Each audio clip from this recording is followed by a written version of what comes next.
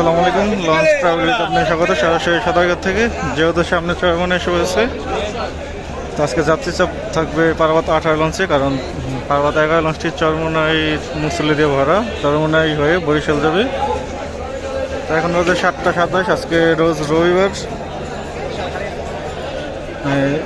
16ই ফেব্রুয়ারি, 7টা 27 বাজে এখন সন্ধ্যা।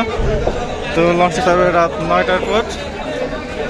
দুটি লঞ্চ থাকাতে যাত্রী চাপ অনেক হবে, কারণ পার্বত 11 লঞ্চটি চরমনাই মুসল্লি নিচে, পার্বত 11 লঞ্চটি চরমনাই ঘাট হয়ে যাবে।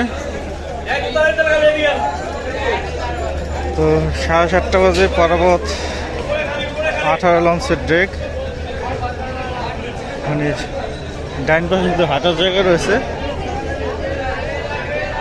আজকে আরও একটি লঞ্চ দিলে পারতো পার্বত সিরিজের।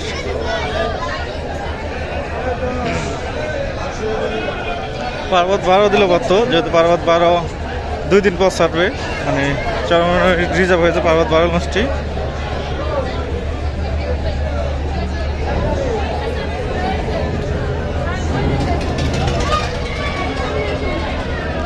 দেখতে পাচ্ছেন পার্বত 18 লঞ্চের ডেক।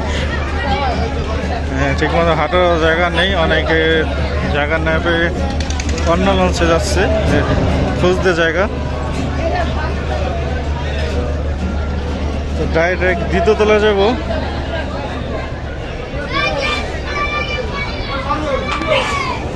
দ্বিতীয়তলা গিয়ে দেখবো কেমন যাত্রী হলো পার্বত 18 লঞ্চে। পার্বত